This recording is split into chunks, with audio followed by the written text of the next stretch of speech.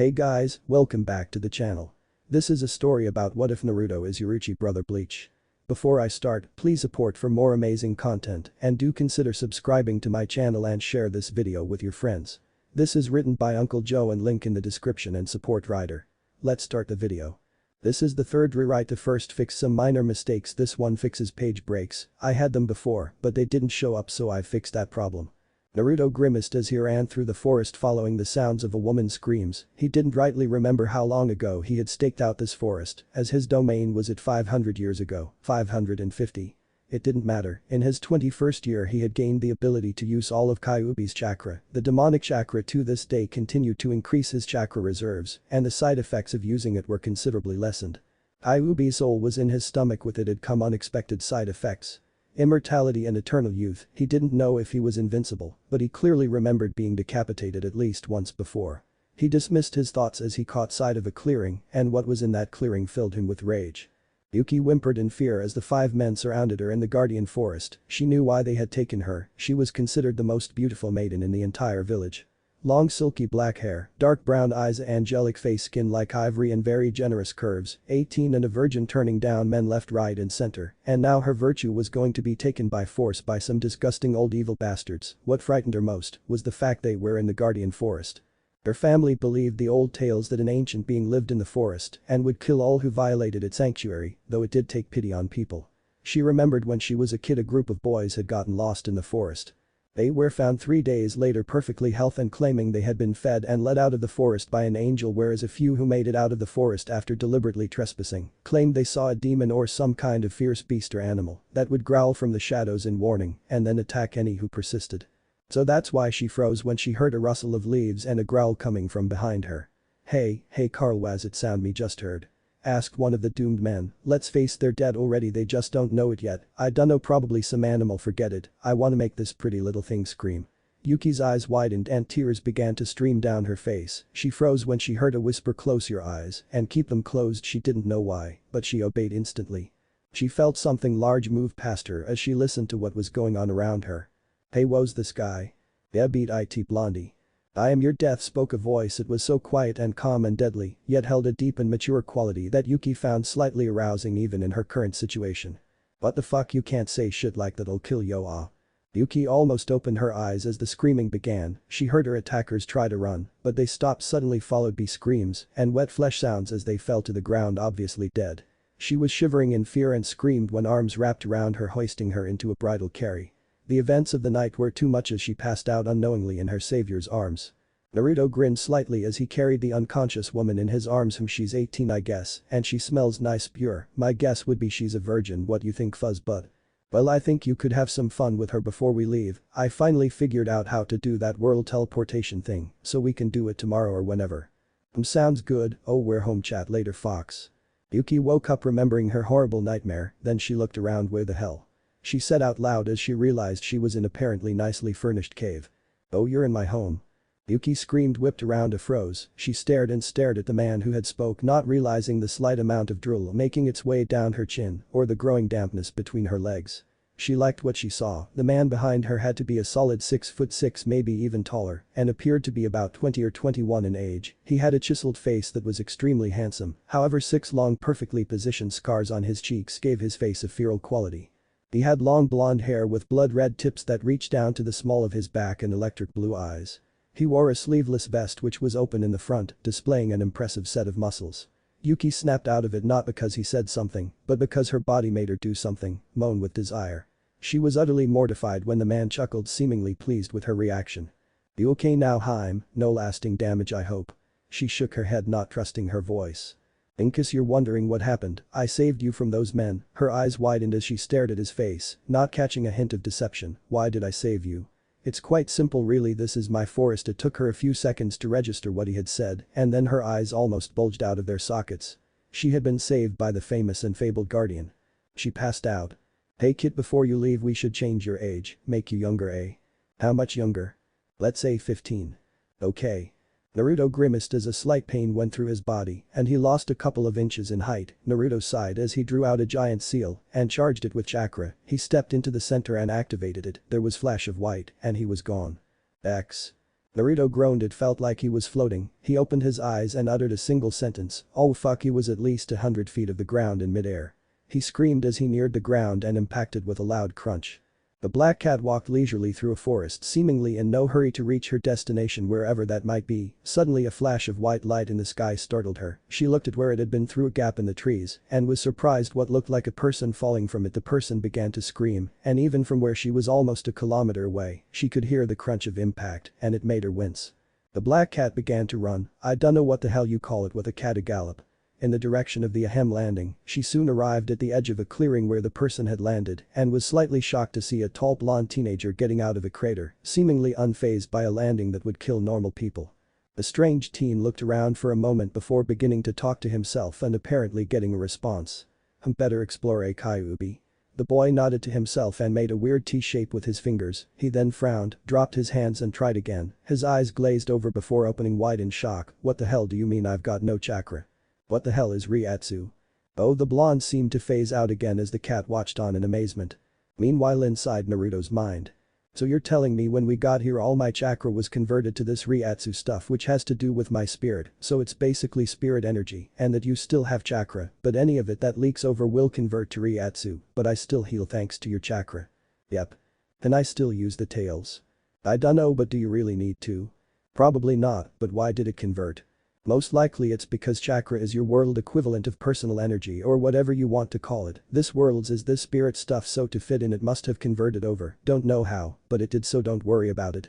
Naruto nodded to himself as he tuned back into the world. He sensed something behind him. He whipped round and jumped a good 20 feet back in a single jump as he was faced by some monster with a white bone-like face. The cat watched as the blonde seemed to have a conversation within his own mind. The feline hissed when a large white-faced creature appeared behind the blonde boy. The kid snapped out of it and turned around facing the creature. The cat watched in some surprise as the boy leapt over 20 feet back with pure muscle power. Naruto watched the creature warily as it stared at him. It spoke. You have much energy, I'm going to enjoy eating your soul. His eyes widened at the thought of it eating his soul, and this gave it the chance to strike. It launched itself at him, and he just managed to dive out of the way by pure reflex. He kicked out, sending the creature flying. It landed heavily and slowly got back up, growling. To kill it you have to smash its mask. He didn't know who had said that, as it had definitely not been Kyuubi, so he decided to follow its advice. The monster launched itself at him and he got ready to strike. The cat had decided to at least give the kid a chance on his own to fight off the creature. The cat watched as the kid readied himself and the monster launched itself at him. The cat watched as the kid launched a punch at the monster's mask and almost fell over in shock when the kid's fist blasted almost straight through the mask. The guy was just standing there with half his arm inside the monster's face. Naruto smirked to himself as he drove his fist straight through the creature's mask. He didn't need Tsunade Bachin's version of strength, he had his own. The creature screamed and seemed to fade away into dust. The voice spoke again. Well, that was unexpected. He whipped round and spotted the voice's owner, a cat. The cat? Yes. Well, wouldn't be the first time. What's your name? The cat face faulted at the fact this wasn't the first time he'd encountered a talking animal there. Is no way this guy's met any of my family, is there? It's Yoruichi Shun. Wow, not even Gamakichi has a second name. Ooh. Oh well, you see, are you a summon creature? No, I've never heard of summons before. Oh, then what are you? Can all cats in this world talk, and what was that thing? Yoruichi's sweat dropped at his obvious excitement and enthusiasm. No, I'm special, and that was a hollow. The boy suddenly froze and gave her a sly look. I bet you're special. What do you really look like? Yoruichi froze and stared at the boy in shock. He had seen through her spirit form. She smirked inwardly. She would figure out exactly who this boy was later. For now she would surprise him. She changed. Naruto whistled tunelessly as he looked down from a hillside near a large graveyard at Karakura town, a part of a city called Tokyo. He was very glad that wherever he was they spoke his own language called Japanese here. He had been lucky, he guessed. He followed the catwoman down a steep hill. The town was complex and large with so many strange things, but he supposed he would have to get used to them. For now he settled on ignoring all the different things he wanted to gawk at so he could look normal and fit in. Since it was night now, it didn't generally matter, but it was good practice. Naruto was curious as they approached an out-of-the-way shop with a sign reading Urahara shop. He watched as Yoruichi changed into her human form and knocked on the door. She kept knocking until footsteps were heard.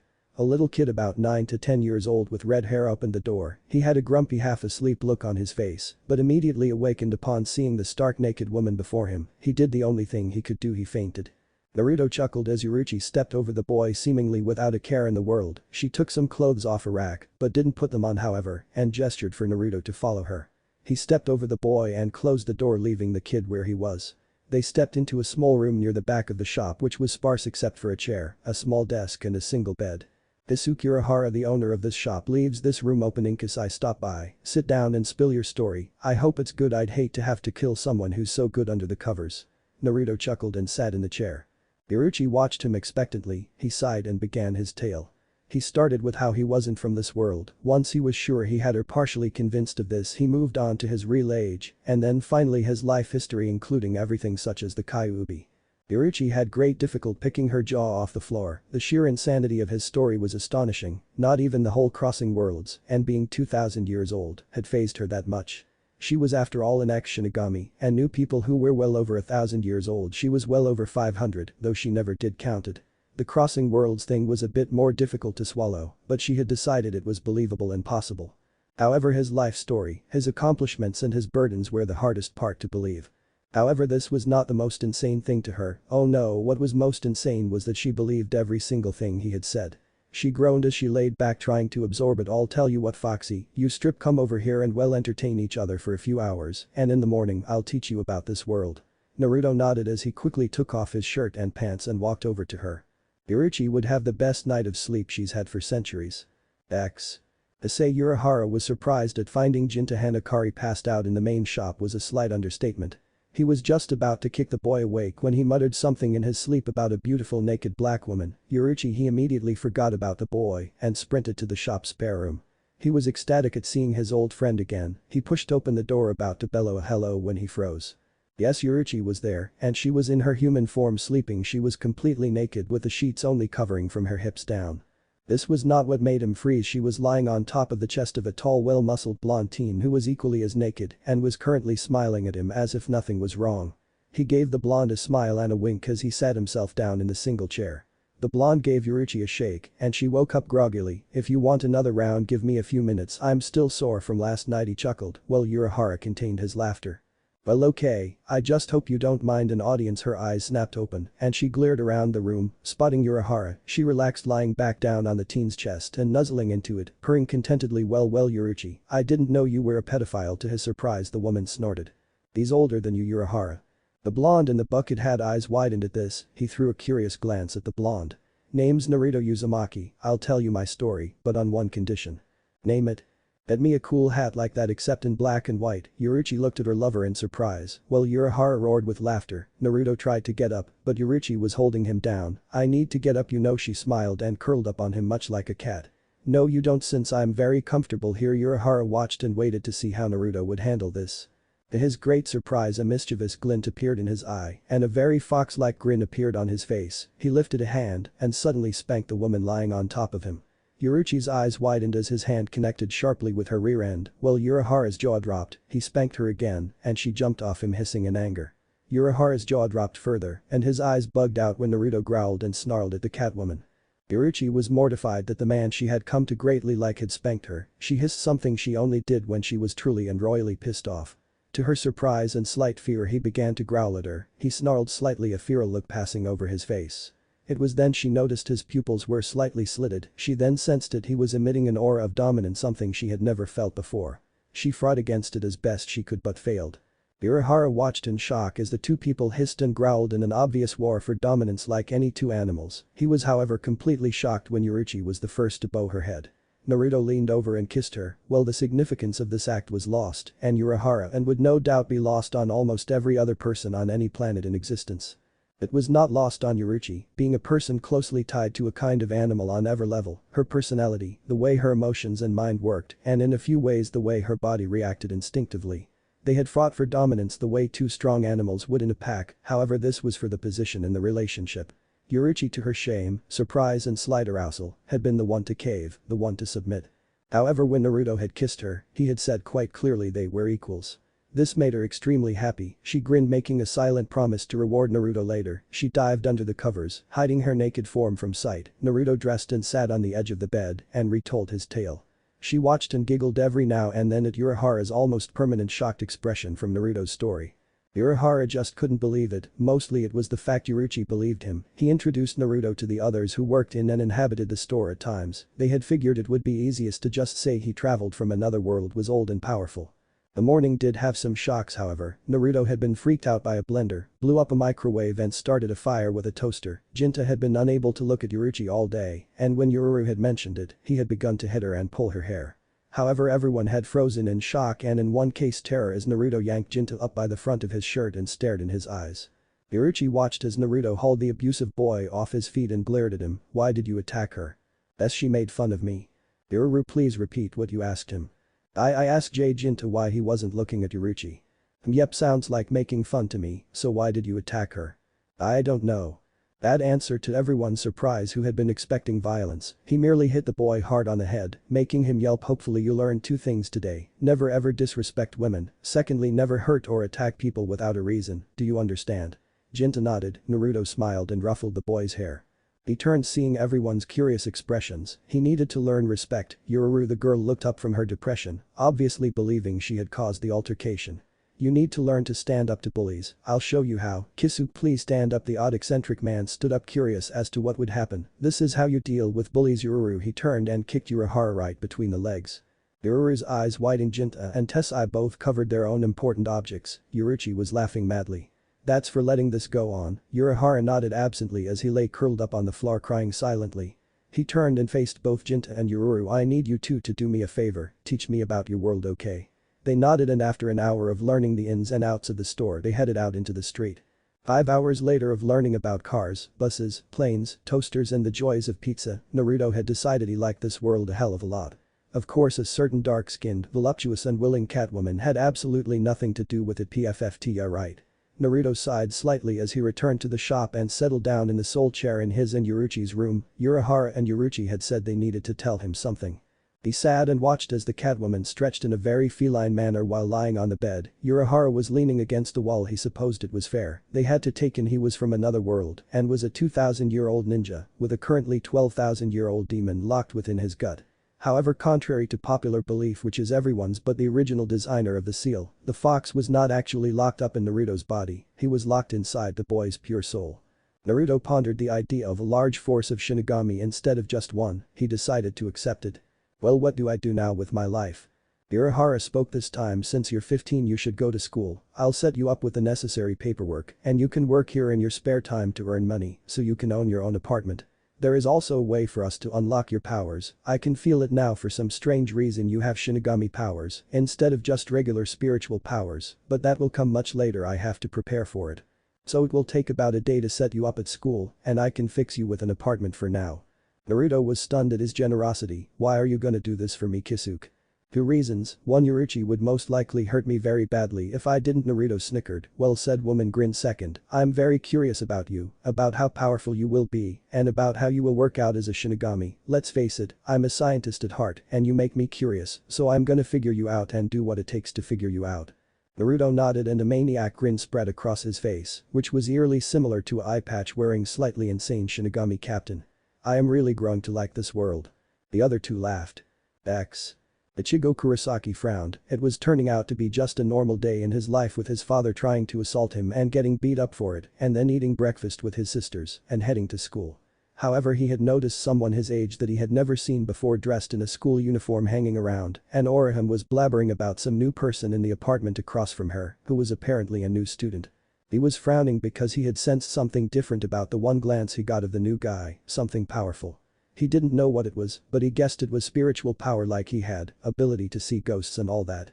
He ignored Kigo's posturing about something as someone else entered the room. He glanced towards them, but turned to fully face them as he realized it was the new kid. The new guy was tall, about as tall as Ichigo himself. He was broad-shouldered and looked fit like a fighter. Ichigo noted he moved like a fighter too, stealthy, quiet, fast and graceful. He was a blonde, but his hair had red tips and he had a set of weird faint scars on his cheeks. The guy smiled and walked up to Ichigo and his little group of Kigo-chan and Mizuru and held out his hand, staring Ichigo right in the eyes. "Hello, I'm new here. Who are you guys?" Ichigo grunted. "My name's Ichigo Kurosaki." A weird look flashed across Naruto's face. "What, going to make fun of my name?" "Wouldn't dream of it. I'd be a hypocrite. My name is Naruto Uzumaki." "Maelstrom, huh?" "Got that right, strawberry," Ichigo growled, but he suppressed a grin at the twinkle in Naruto's eye. "Whatever fish cake." Naruto laughed and was quickly introduced to the rest of the gang. Ichigo had been greatly surprised at his reaction to Chad. He'd looked up into Chad's face and said simply, "You're not so big," and then shook his hand. Itsuki walked in feeling very good after smacking Chizuru around after she tried to molest Orihime once again. She spotted someone she didn't recognize and figured it was the new guy Orihime mentioned. He looked over his shoulder at her since he was talking with Kigo and gave her a dazzling smile. This large smile combined with deep blue twinkling eyes made her stomach do backflips. She fought down a blush and merely smiled in return. She froze when a strange look came into his eyes but dismissed it. Orihime walked in and spotted the new boy. She approached. "Hello, Naruto." The boy turned and beamed at her. "Well, if it isn't my new neighbor Orihime, wasn't it?" She nodded and repressed the urge to touch the marks on his cheeks. She giggled and began to chat to him about different things. Neither noticed the astonished look sent Naruto's way because not only was he paying complete attention to Orihime's ramblings, he had also agreed to try her cooking at lunch. Only Totsuki noticed that Naruto was staring in her face, not at her chest. Unfortunately, Chizuru walked in just then.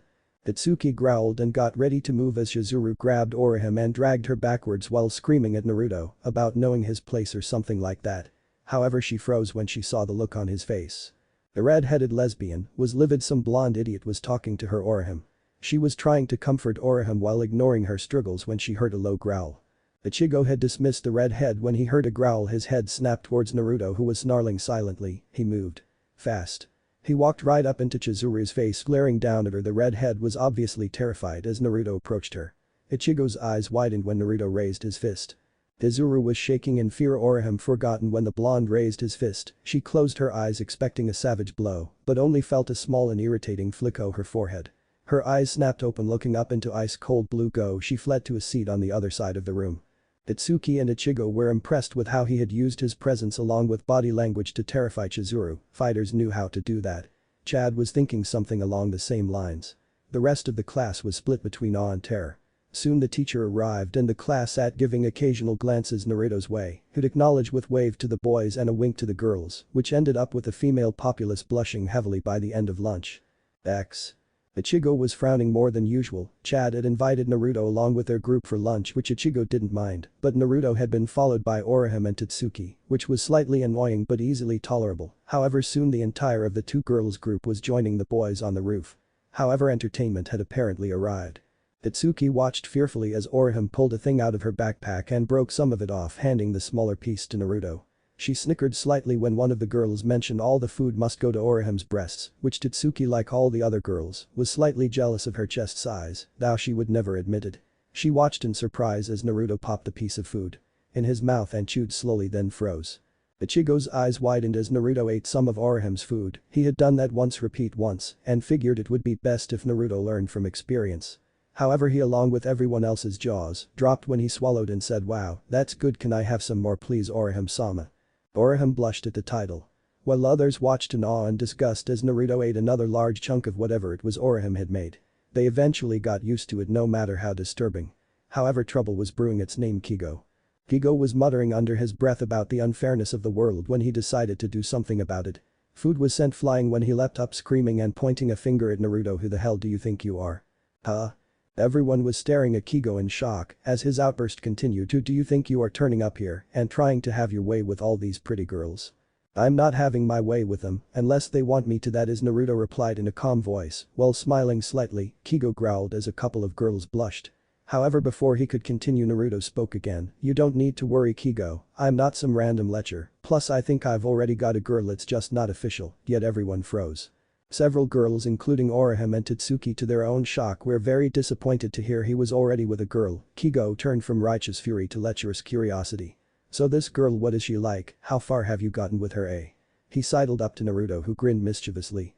"She's fantastic, tons of fun to be around and very playful, and you asked how far I've gotten with her, right?" Kigo nodded and Naruto smiled. "Well, I'm not a virgin if that's what you're asking."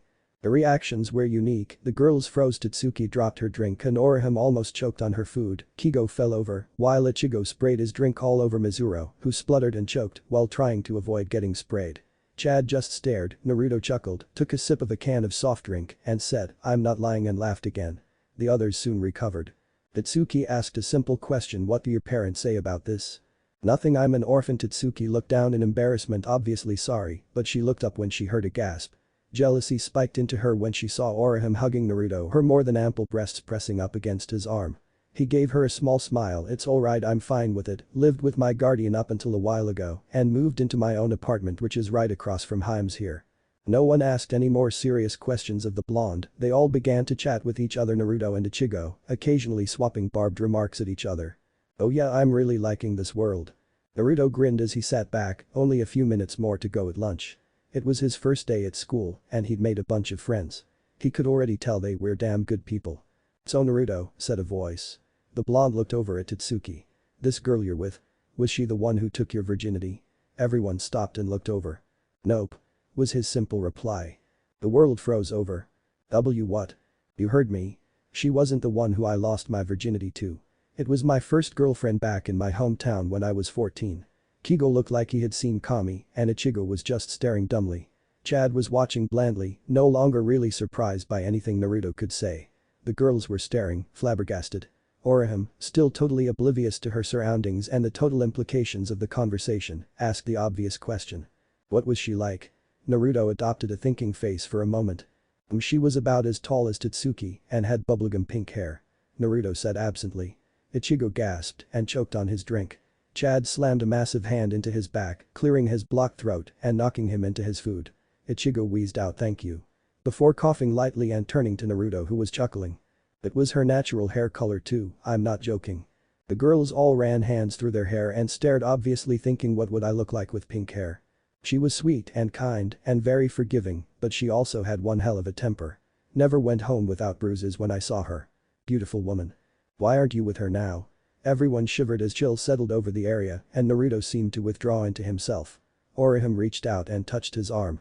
She was murdered by a man I considered my brother. Everyone was now looking at Naruto with shocked or sympathetic expressions on their faces. Chad was the only one who noticed Naruto's eyes. Well, his face was impassive, his eyes held a light of contentment. You avenged her, didn't you? Chad said, more of a statement than a question. Heads turned towards the massive Mexican and then back to Naruto. Naruto nodded and several people gaped. Naruto just shrugged dismissively. I was acquitted. No jury in their right mind would convict me for killing someone who just killed someone I loved. Ichigo frowned while staring hard at Naruto, quickly coming to a decision. It's not like you're a serial killer. I would have done the same thing, most likely. Ichigo said in response. Chad nodded in agreement and Naruto sighed in relief. He looked around and a small tear traveled down his cheek as he saw the acceptance in everyone's eyes. Hell, it's not the whole truth. It's not even a fraction. I may be 2,000 years old, but it's the best feeling in the world to have friends and be accepted. He was roused from his musings when a tongue swiped along his cheek, collecting the tear and sending shivers down his spine. He turned to see Tatsuki sitting back and blushing crimson, a horrified expression on her face. Ichigo was shocked into sillydom. He'd never really seen Tatsuki do anything remotely feminine and absolutely nothing sexual. But she'd just licked a tear off Naruto's face. Holy shit, Kigo was stunned. Now he knew Naruto was a god among men. Note to self, ask him how to woo women. Orihime was surprised, but not stunned. She knew Naruto was very attractive, but she liked Ichigo, so it didn't matter. She knew that Tatsuki was attracted to the new guy, so she wasn't stunned like everyone else. When it happened, she was just surprised that Tatsuki actually did it. Chad was just sitting there. However, he was making light choking sounds that got Ichigo's attention. He tried slapping the huge man on the back. But it didn't work, so he stood and kicked him in the back between the shoulder blades. Chad gasped and sucked in some air. Thanks, Ichigo. He said gruffly. Tatsuki was sitting there, mortified beyond belief at what she had done. I can't believe I did that. What the hell is wrong with me? You don't just go around licking people's faces, it's just not right. While still mentally berating herself, Naruto got a sly look on his face. Ichigo was watching Naruto go from shocked to mischievous fairly quickly. And his gut, which he had always trusted, told him one thing. That's a bad look. Ichigo just hoped it wasn't bad for him. Naruto grinned seductively as he leaned forwards and whispered into Tatsuki's ear. But everyone had good enough hearing to decipher the blonde's words.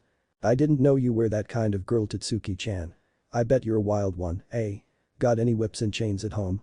He asked casually. Ichigo's jaw hit the floor and his eyes popped out of his head, along with everyone else's. Well, if you're not going to answer, I'll just have to find some other way. Naruto added. Tatsuki was still trying to respond, but all that came out were faint noises that sounded like a sea lion barking. So, does she, Ichigo? Naruto asked suddenly. Ichigo spluttered in shock and to his further shame, Chad roared with laughter. Ichigo growled and got to his feet. "You're dead, Naruto." Surprisingly, both Ichigo and Totsuki yelled this. The duo charged at the blonde, who jumped to his feet and backpedaled away from them. Only Chad noticed where he was headed. "Naruto, stop," he called. The blonde didn't. His back hit the railing, but he didn't stop. He kept going, over and out of sight. Totsuki screamed and rushed to the edge, and so did Ichigo, who had gone pale. Everyone was soon at the railing on the edge of the rooftop and looking down, very surprised and relieved to see Naruto has lodged himself with his hands and feet in between two windows on the 5th and 6th floor. Dunno how tall the building is, so go with it. He was currently looking for a way out. Ichigo looked around at everyone's relieved expressions. "So, how are we gonna get him out of this mess? Any ideas, people?" he called. Orihime had a plan. "We could all take off our shirts and tie them together in a rope. Then we could lower it down so he can climb up like in Rapunzel," she suggested. Everyone stared at her oddly. While slightly stupid, as the girls would not take their shirts off, it was a surprisingly smart plan for Orihime. "Or we could take them off and tie them up into a blanket. Then we could get under him like the firemen do. Or we could make a human ladder, or maybe we could catch a really big bird and fly down to get him up," or everyone started to ignore her ramblings as she went on into scenarios that were increasing in magnificence and decreasing in plausibility. Everyone heard Naruto grunt and looked back down at him. "Don't worry guys, I got it covered," he told the group. Ichigo was the first to figure out his plan. Naruto was looking over his shoulder at a nearby tree which was about 10 feet away from the building. "Do you think you can make it, Naruto?" he asked. Naruto looked up and grinned foxily while nodding. Totsuki flushed slightly as they could visibly see Naruto's muscles ripple as he tensed just before he launched himself backwards. In an amazing feat of acrobatics, he turned in midair and disappeared into the tree's foliage. "Did he make it?" Orihime asked in a small whisper. She was answered when a blonde-haired head popped out of the top of the tree and swiveled to face them with a happy grin. "That crazy son of a bitch." Ichigo laughed and then frowned. "How you gonna get down?" "Easy. I'm not." "Oh shit." Away from the railing people. Everyone backed up, unsure what was going to happen. There was a loud grunt of exertion before Naruto was once again flying in midair, but back towards the building. He latched his hands onto the railing and hauled himself over, grinning and bowing like a showman. Totsuki stormed up and launched a fist into his gut. "Don't do crazy stuff like that again. And if you ever say anything about me like that again, prepare for the most vicious beatdown of your life. Got that?" she asked viciously. Chad's eyes widened as Naruto merely grunted and shook off the blow. The only other person who could do that was Chad himself. For Ichigo and Totsuki, it merely confirmed their suspicions on him being a pro fighter. The bell rang and everyone gathered their stuff and headed off to the last classes of the day. X. Ichigo was walking calmly along an alley when he saw some punks on skateboards knock over a glass bottle with some flowers in it. He growled in indignance as he ran up to them and kicked the one who was trailing in the back. The punk's head slammed into the ground, knocking him out. The others stopped. "You got a death wish, pal," the biggest and ugliest of them said as he stepped forward. "Nobody jumps one of my boys for no reason and lives to tell the tale." He stepped forward, his camo pants and white shirt ruffling slightly in a sudden breeze. Was Ichigo's reply. "That's all you gotta say." The punk charged and was met with a foot to the face. He fell down and Ichigo's foot slammed into his back repeatedly. "Little Yama's down.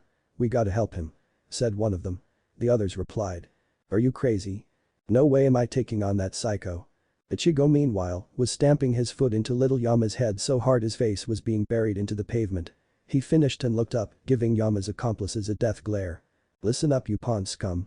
You see that?" he asked venomously, pointing at the knocked over bottle. "First question. What do you think that is? You, the one in the middle. Answer," he barked. The one he was addressing looked around and was frightened to find he was the one in the middle. "Wait, you talking to me? I guess somebody left those flowers for some kid who got killed here." Ichigo nodded and then kicked him in the face, sending him flying and causing the other two to cry out. "Correct," Ichigo yelled. "Wait. Chill out," said one of them nervously. "Now, the next question. Why is that vase lying down?" "I guess one of us knocked it over when we were skateboarding through here," said the shorter one who was shaking in fear. Ichigo delivered a roundhouse kick to both of them. "You idiots catch on fast. Now go and apologize, or next time the flowers will be here for you." A shadow covering his face in flames appeared behind him, making him look like some sort of hellish deity. The two he had kicked screamed and bolted with the third following, all screaming we're sorry. "There. That should keep those assholes from showing their ugly faces around here." A girl appeared behind him standing next to the pole. Sorry about that, I'll bring you some. Hey Ichigo. Ichigo turned in the direction of the loud voice and saw Naruto jogging towards him. I saw you beat up those guys. You're pretty good. So, who's the girl? She's pretty. The girl behind him blushed. Wait, you can see her? Ichigo stuttered. Yeah, why am I supposed to be blind? Naruto asked, cocking his head to the side. She's a ghost. Ichigo said simply. What? Naruto yelped. The ghost giggled, drawing their attention. Thank you for your defense. I think now I might be able to rest peacefully. Ichigo nodded slowly. No problem. I'll bring you some new flowers tomorrow. See ya. He turned and grabbed Naruto, who was gaping at the girl, and dragged him off. Naruto was shocked beyond belief. He had heard from Yoruichi and Urahara about the pluses and hollows and Shinigami. But he had yet to see anything other than that hollow, so it was a bit of a shock to see a ghost for the first time. Ichigo let Naruto go after a bit and looked at him as Naruto followed him to wherever they were going. Why are you here? The orange-haired teen demanded. I got lost. Naruto said quickly. Ichigo sighed, looking up at the sky. So, you can see ghosts? He asked rhetorically. Yeah, I guess. Naruto answered. For how long? That was my first time, you. My whole life, my little sister Karen can't see them. And my other little sister Yuzu can sense them, but my dad can't see anything. We run a small clinic nearby. Come on, we have stuff to talk about. I guess you might as well meet my family. Naruto nodded and followed. X. Ichigo let Naruto look over his home for a few seconds before beckoning him inside. He opened the door and walked in. Naruto followed slowly. You're late. Ichigo ducked, but Naruto wasn't so lucky. He was sent slamming into the floor. Kurosaki-san froze. He'd just kicked a stranger. Dad, you idiot. Ichigo was about to attack his father when his father doubled over with a fist planted in his gut, courtesy of Naruto. Then he received an elbow to the back of the head. With a groan, he crumpled over. Ichigo stared at Naruto, who was smiling mischievously. Your family's fun. I like them already. So this is your dad, huh? From the look of him, I would have thought he's the uncle no one ever talks about. Ichigo chuckled. Naruto turned as a giggle and a dry laugh came from behind him. Yo, I'm Uzumaki Naruto. I'm a new kid at Ichigo's school, and since I can apparently see ghosts, Carrot Top thought he'd introduce me to his family. The short light brown-haired girl giggled again as Naruto walked over and settled himself down in a chair. She handed him a bowl of rice. I'm Karen. Karen introduced herself. Naruto grinned back at her. Yuzu turned back and gasped. Oh, I'm sorry, I thought I gave you a full bowl. She apologized. You did. Naruto replied. Ichigo chuckled while Yuzu gaped at his speed eating. Don't worry Yuzu, he'll be fine. He ate some of Orihim's cooking, lived, and liked it. Yuzu and Karen, who both knew of Orihim's cooking from the one time she had been asked to babysit them, looked at Naruto in awe. What? Do I have something on my face? They shook their heads. Meanwhile, Isin picked himself off the floor and sat down at the table. So, who's your friend Ichigo? He asked. New kid at school. He can see ghosts too. Isin began to cry. It's so unfair. Why can't I see them? His three kids sighed and didn't answer the rather common question. Unlike on previous nights, he got an answer. It's because you're not cool like us. The three Kurosaki kids doubled over in laughter at Naruto's statement while their father sobbed piteously. He suddenly stopped and punched Ichigo in the face, knocking him to the ground. That's for being late. Ichigo jumped up and tackled his father, a small brawl ensued with lots of shouting amazingly not damaging anything. Naruto swear drop does this happen a lot? Yeah. Karen said while getting another bowl of rice. Dad thinks it toughens Ichigo up by attacking him randomly and without warming. He hasn't realized yet that he usually ends up the worst hurt of the two. Naruto then noticed someone else in the room. Hey Ichigo, you've got a visitor. Ichigo stopped his yelling at his father and spotted the glasses-wearing ghost. Ichigo took a couple of swipes at the ghost, trying to make him go away when Naruto spoke again. I think it's cool to see ghosts, don't you Karen? He asked nonchalantly. No, I don't believe in ghosts. I'm in denial. Naruto sweat dropped and coughed lightly. Suddenly there was a yell of drop your guard. And Ichigo was pinned to the floor until he threw his father off of him. They stood, lined up and swung, hitting each other in the face. Isin collapsed again. The lesson was free. Came the mumbled answer to the reason behind the fight. Ichigo grunted. Never mind dinner, I'm going to my room.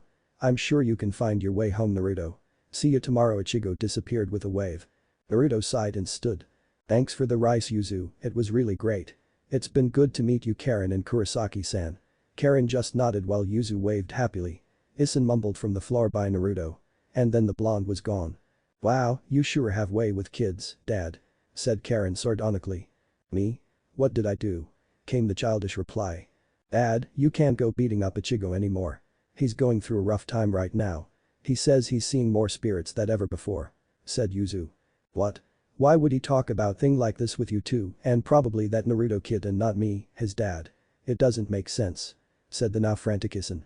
"Sure it does," said Karen. "For one thing, you're over 40. And another. Emotionally, you're still at a preschool level, Dad. Admitted." Isin staggered over to a huge poster of his wife, crying. "Oh my dear, why? Maybe it's because they're hitting puberty. But our daughters are being so cold to me. What do I do? What do I do?" he wailed. Karen's sweat dropped and groaned. "For starters, take down that poster." X. The next day, Naruto was walking to school. Passing the weird devastation, which Yoruichi had said was a hollow attack, he saw a shaken Ichigo walking along with the ghost from yesterday. "Hey man, what's up?" Ichigo gave him a funny look, then decided to explain. "Since you can see spirits, I guess I had better explain. I saw this weird monster that was trying to attack the spirit here when this short girl in a weird outfit came along and cut it in half with a sword. I guess they were spirits of some sort since no one else could see them, only the damage they caused." Naruto frowned and acted shocked. Must have been a hollow and a Shinigami." They headed off to school, no more words spoken. X. At night, while Ichigo kicked Kichiki Rukia in the ass and subsequently got tied up and explained all the ins and out of the spirit world through very bad diagrams that looked like bunnies, Naruto was having a busy night as well that was a lot more dangerous. Naruto stared around amazed at the massive underground training ground. He was finally going to become a Shinigami. An apparently dangerous process. "This cavern I built myself. Also, time passes differently here, for this moment anyway. I set up a one-use device that changes time. Roughly 72 hours in here will be about 8 out there, so no need to worry about missing school." Naruto sighed in relief. "I know nothing like this exists in Bleach, but I finished this chapter and then remembered Naruto was in that hole for 3 days. And for the sake of the plotline, I needed him to turn up at school the next day." He looked over at Yoruichi, who gave him an encouraging grin while Urahara brandished his cane. Naruto's sweat dropped until the end of the cane poked him in the forehead. Naruto felt weird, like his body wasn't working properly. Even Kyuubi was saying something was off. Then he spotted the chain connecting him to his body. This was supposed to happen, right?" Yoruichi nodded and Naruto grinned slowly. "Okay, now what?" "Now you fight Yoru." Naruto gave Urahara a weird look. "You serious?" He received a nod. "Fine, but why?" Yoruichi answered this time.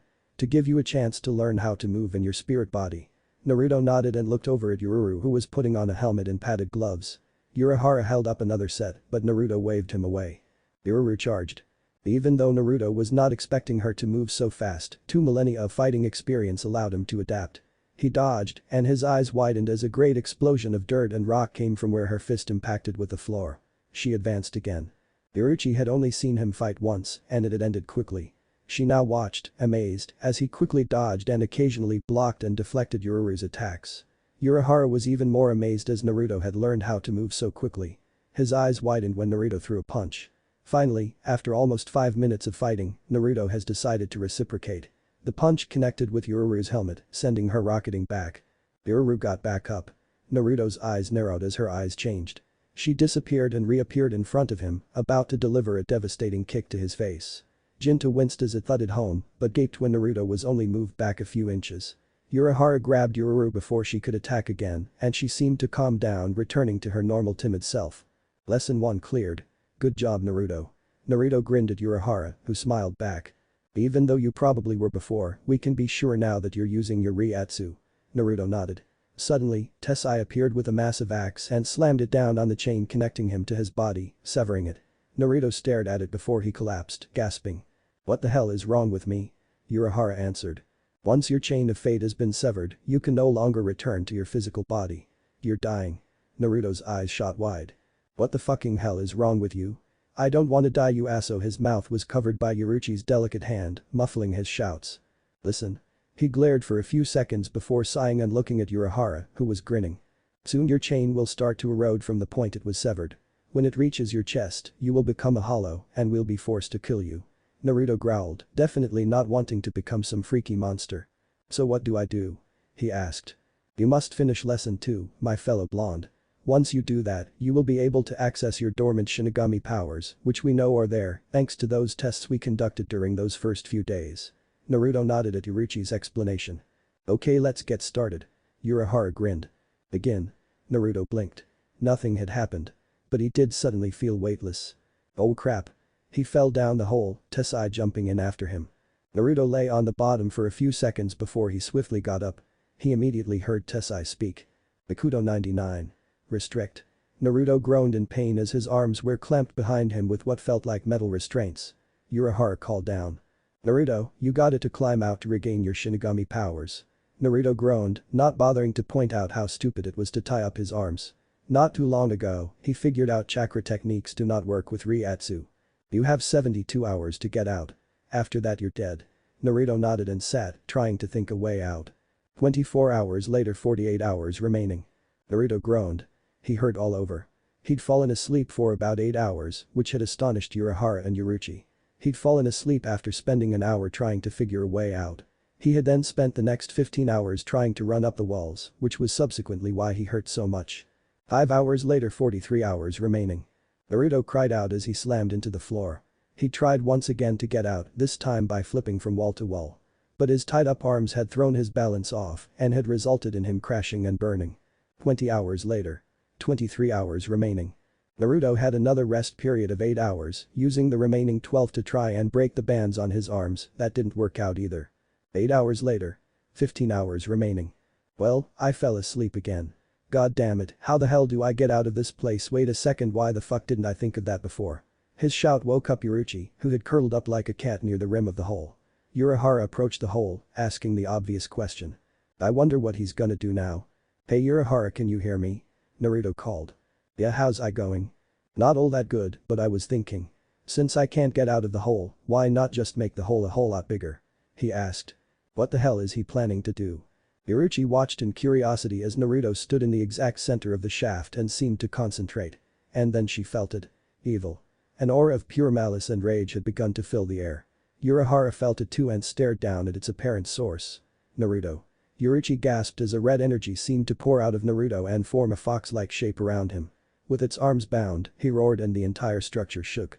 A large tail of energy slammed into the wall of the shaft. Not damaging it, but once again sending out a shockwave. Naruto roared again, this time deeper. The evil and rage in the air was making both ex-Shinigami sweat. This must be Kyuubi. Urahara came to a conclusion in a whisper. Yeah, this is just so evil, how can he stand it? I dunno. Naruto roared again as two more tails formed and a massive amount of killing intent invaded the air. Unprepared, Urahara fell to his knees. Damn it, this is as bad as Kenpachi. Yoruichi, who had also gotten back to her feet, nodded. The level of Kai continued to rise as a fourth tail formed and the energy surrounding him solidified into a body. Another tail formed. And another after that. The very earth was shaking from the amount of power being released. Urahara knew that the special stone he lined his cavern with would stop any signs of this from reaching the outside world. But he had no doubt that the aura of evil would be felt for miles by those sensitive enough. Then it all just died. Urahara shook himself to regain composure and kicked awake both Jinta and Yururu, who had fainted previously, and looked down in the hole. Naruto was laying face down and breathing hard. God damn it. With no way to release the energy buildup, I couldn't hold it as long. Damn. He whispered as he passed out. 14 hours later, 10 minutes remain. Naruto groaned as he woke up in a small blackened crater.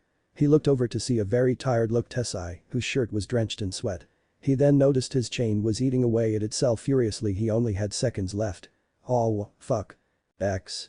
A few hours earlier, Ichigo had just finished off the hollow that had tried to hurt his family when an evil aura flooded the area. He fell to his knees and behind him, Rukia collapsed. Hey Rukia, what the hell is this? A hollow? No. I have no idea what it is. It cut out. Ichigo sighed in relief and then passed out. Rukia got to work covering it up. X. Yoruichi bolted upright as Naruto began to scream in pain. She ran over to the shaft where Urahara was staring impassively down. She moaned. No, he failed. Maybe, but I don't think so. The screaming continued. His mask is forming, but he's fighting it. He could still become a Shinigami. Yoruichi nodded and looked down at the screaming warrior. Come on Naruto, you can do this. X. Inside Naruto's mind. He awoke to see a calm mountaintop. He looked out over the edge, which showed a deep lush valley. He turned when he heard a voice calmly say, "Hello Naruto." "Hello Naruto," said another voice. Naruto turned slowly and sucked in a breath. Two beings were behind him. The former was a large man in fire-red armor. He had a katana sheathed at his side and a large helmet with spikes protruding from the top to form a crown. He looked every part like a terrible and ancient king. The ladder was curled around the throne the first was sitting on. It was long, large, and had bluish-white scales with massive leathery wings. Its tail had spines running along it until it ended in a large curved blade. Its long neck was topped with a leathery frill, and on its head were two large horns that curved forward like that of a bull. Its feet had wicked-looking talons that could probably cut through stone. If you don't know what this thing is, you're retarded. We are, the man on the throne said in a deep and authoritative voice. Here's Zanpakuto, said the dragon in a deep rumbling voice that made the flat mountaintop shake. Our name is. What was that? I didn't hear you. The two, the king and the dragon as Naruto thought of them, spoke again in unison. It is a pity that you cannot reach us yet. But no matter, now is not the time for such things. The dragon lifted its head and opened its mouth, blasting out a jet of air, sending Naruto flying. He screamed out as he fell of the mountaintop, nothing but kilometers of air below him until solid ground. He heard something above him and turned in mid-air to see the king standing on the dragon's head as it flew in circles nearby. You have Shinigami powers. You must find them. This world is dying as you die. You must find your true power before you die, or we are all lost forever. The two said in unison once again. As he spoke, hundred upon hundreds of boxes began to fall out of the sky as the mountain slowly disintegrated. Oh great, how am I supposed to do this? Kyuubi's no help. I haven't been able to contact him since this started. Shit. Naruto stared out at the boxes. Well, it's my power, so I guess it's connected to me. What the hell do I do? Okay, I gotta concentrate. Naruto closed his eyes and concentrated, searching for his inner power. He felt a spark of something and opened his eyes. A red ribbon connected him to a specific box. He tugged the ribbon, bringing the box towards him. It opened, showing a hilt of his sword. Hurry up and take us.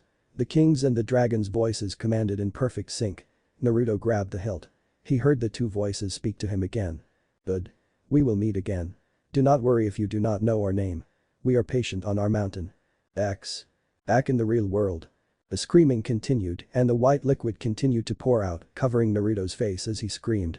Tessai gasped as the bands holding his arms began to crack and break. It's at its limit, boss. I am switching to suppression mode. He slammed his fists into the ground, causing a small shockwave. Bakudo 99. Part 2 Banki. I dunno what it is exactly. This is what it sounds like on the English ep. First incantation, bandage. Second incantation, 100 deadbolts. Naruto kept screaming while the others up top looked on in anticipation and worry. It's too late. Shouted Tessai. Final incantation, fatal seal. He didn't hear the shout of Nuo. From Yoruichi. But he was too slow and Naruto exploded with power. A bright red flame shot out of the shaft, blasting Yoruichi, Urahara, and the two kids backwards. A large ball of flame launched out of the shaft and slammed to earth a short distance away. Everyone stood and stared, waiting for the smoke to clear. A figure emerged from the smoke. Yoruichi sucked in a breath. The first thing she saw was the black hakama and then a red undershirt. Then she saw the mask and gaped. Naruto had a hollow mask on his face, but it wasn't like any she had seen before. It had the same standard shape, but two long spikes ran across Naruto's head. On each side, the mask had one spike below and above his ear. It also covered the top of his head, going back about 2 inches. The mask was two colors. Red and white. It was mostly red. The red went down on either side of his face, separated by a long white line about an inch wide. The eye sockets were slightly slanted and glowing red. 3 white slashed broke up a red on either side of his face in the same position as his whisker marks. It also had 4 white spikes protruding from the top, giving the impression of a crown. All in all, it looked like a king's crown. Want a picture? Go to the link in my profile. Remember that this is a rough picture, since it's where I got the idea from. But it almost perfectly fits the king theme, except for armor color, and drop all the ice and skulls. And change the sword and the throne from ice to a normal looking throne. I stared as Naruto reached up and pulled it off, flinging it aside where it smashed on a rock. He grinned at them and Yoruichi laughed in relief. She may be one tough cookie, but she still worries about her friends. He ambled towards them and then they saw his Zanpakuto. Or should it be Zanpakutos? Naruto felt their weight on his shoulders and drew them slowly. Their scabbards were positioned in an X on his back. He drew them, showing off 2 katanas that were about half a foot longer than a normal katana and a couple of inches thicker. Naruto grinned as he examined the blades. He swung them experimentally, getting used to the weight. He then went through some simple katas of one of the styles he knew. Yoruichi walked over and stared at the blonde's blades. 2 of them? That's rare. Naruto smirked, glad to know he was, while not unique, was part of a small group. Ha! I made it. He shouted before he passed out. Yoruichi chuckled and then it turned into full-blown laughter. I'll take him home. I know there's a third step, but I doubt he needs it, eh? Yeah. He already knows how to use his Zanpakuto, or at least how to fight and use a sword, so he should be good for now. I'll use step 3 to unlock his Shikai. Yoruichi nodded as she slung Naruto over her shoulder and climbed the ladder back up to the shop. X. The next day outside of the school, Naruto was dragged into an alley by Ichigo. Hey. Oh, what's up, Ichigo? You looked freaked, man. Ichigo went on to explain what happened in the night and how he met the Shinigami Rukia and how he became a substitute Shinigami and how he killed the Hollow. Naruto whistled. And why are you telling me all this? He asked. Ichigo froze. He was stumped. I dunno. I guess because I mentioned it before I knew all this. Remember how I said I saw her and that Hollow earlier yesterday? Naruto nodded and grinned minutely, patting his friend on the back. Well, thanks for sharing, Mr. Hero. Wonder why your family doesn't remember. That is kind of strange. Oh well, it just slipped Naruto's mind to tell Ichigo he was a fellow Shinigami. Later on the way to class, Ichigo bumped into Orihime, knocking her down, and rather blandly said, "Oh, it's you. I'm sorry." Before Totsuki could yell at him, Naruto slammed his fist on the back of the orange head, sending him careening into the wall. That is not how you treat a woman, team. God, you're worse than Iro-sensei. Totsuki sent him a weird look, but said nothing. Hey, you okay, Hime? He asked, offering her a hand. Orihime blushed slightly as she picked up her things and took the offered hand. Ichigo walked over, rubbing his throbbing head. I'm sorry, Orihime. I'll be more careful next time. He apologized sincerely. She blushed again, this time more fiercely. It's okay. I have volleyball in a couple of minutes. Why yeah, that's right, volleyball. She repeated as she jogged off down the hall. What's the matter with her? Ichigo asked, nonplussed. I wonder. Totsuki trailed off as she went into thought. Naruto grinned slyly. It was probably your ugly ass face, Ichigo. Totsuki laughed as Naruto ducked a punch from Ichigo. In class, Ichigo was lounging lazily in a chair while Naruto and the gang of guys chatted about the truck that crashed into his house last night. When someone else entered the room, Naruto became alarmed. Something was different about her. Hello. You're Ichigo, aren't you? Ichigo turned and suddenly looked like he had seen the devil himself. I'll be sitting next to you from now on. Name's Rukia, by the way. Ichigo jumped out of his chair. It's you. He pointed a quivering finger at the new girl. Kigo asked the obvious question. Ichigo, what the hell's wrong with you? Chad frowned at his orange-haired friend. You know each other? Naruto grinned evilly. Stop. Mayhem time. Rukia. Naruto said the girl's name in such a way that it seemed he was remembering the name. Everyone looked at him in the thinking pose as the proverbial light bulb lit up above his blonde head. Hey Ichigo, wasn't that the name of that chick you knocked up the other night? Naruto asked loudly. Ichigo's eyes widened and he went white as a sheet. Kigo spluttered and his eyes almost popped out of his head. Mizuru looked slyly at Naruto, obviously seeing he was up to no good. Chad suspiciously started coughing. Rukia had the funniest reaction. She pointed at Naruto and went purple. Wah, what the hell are you talking about? She screeched. Naruto let fly a full belly laugh but dived out of his chair when Ichigo lunged at him, yelling, "I'll kill you." When they finally got Ichigo to calm down, he settled for glaring at Naruto, who was still smiling smugly until Rukia kicked him in the shin. Naruto, grumbling about uptight idiots being unable to take a joke, rubbed his shin as Ichigo denied having ever met Rukia. Class started. X. Later, in a deserted courtyard. Ichigo glared at Rukia. What the hell are you playing at, you freaky little nut job? Rukia smiled serenely back at him. How scary, you big brute. Jeepers, you're not gonna hurt me, are you? She whimpered falsely, cutely sucking on her index finger. Ichigo stared. First of all, you can knock it off with that goody two-shoes act. Well, I think it's pretty good, considering I learned it overnight. A new voice spoke up. I'll give you a 7 for performance and a 10 for quick learning. Ichigo whirled round and spotted Naruto. He instantly relaxed, but noticed Rukia was still tense. Relax, he knows everything. Ichigo stated. Rukia whipped around and glared at him. What? Why the hell did you tell him? She hollered.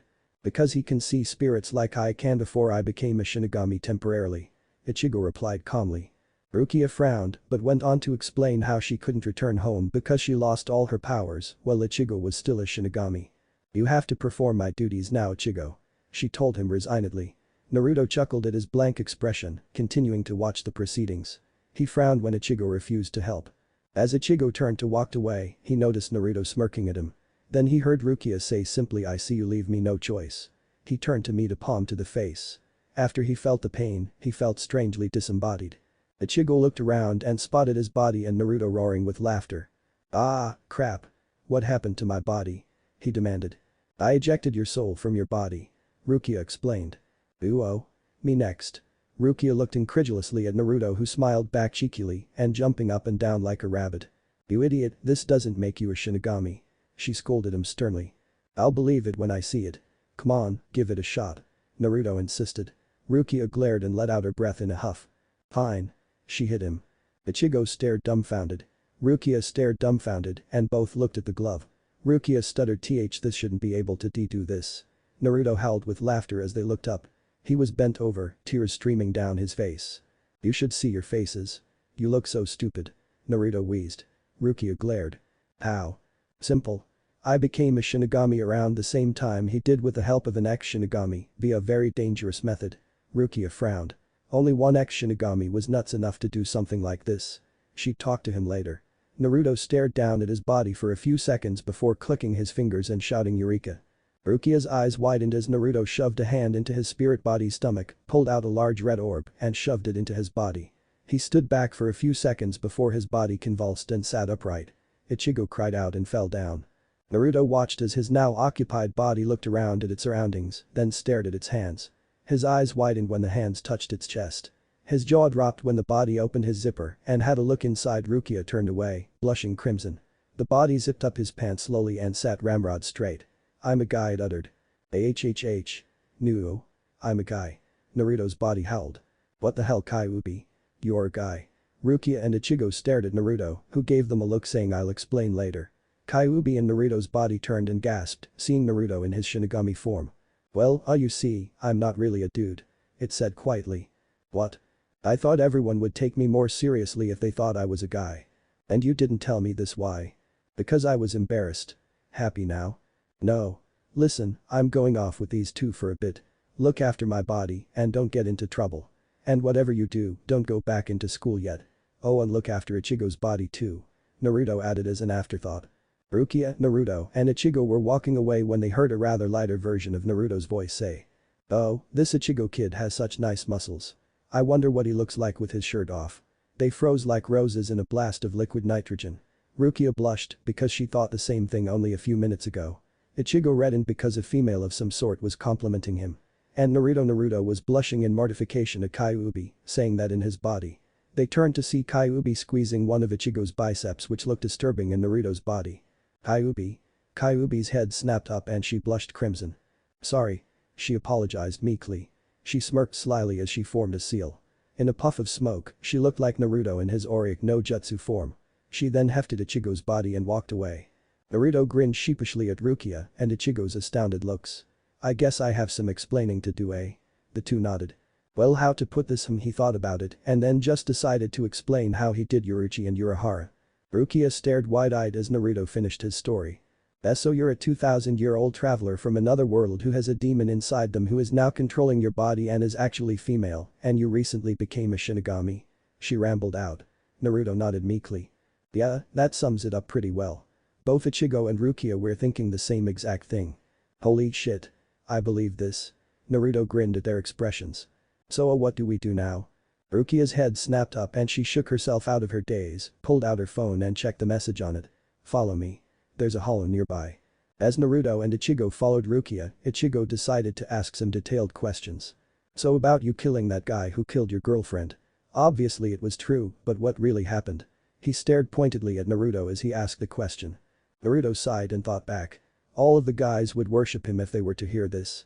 We were 20 and celebrating a mass birthday. Sakura-chan's and my twin sons, my two twin daughters from Anko-chan, my son with Hinata-chan, and as well as the confirmation of Ino-chan's first child being on the way. Everything had gone deathly quiet within a 30-meter radius of them. Wait a second. How many girls was that?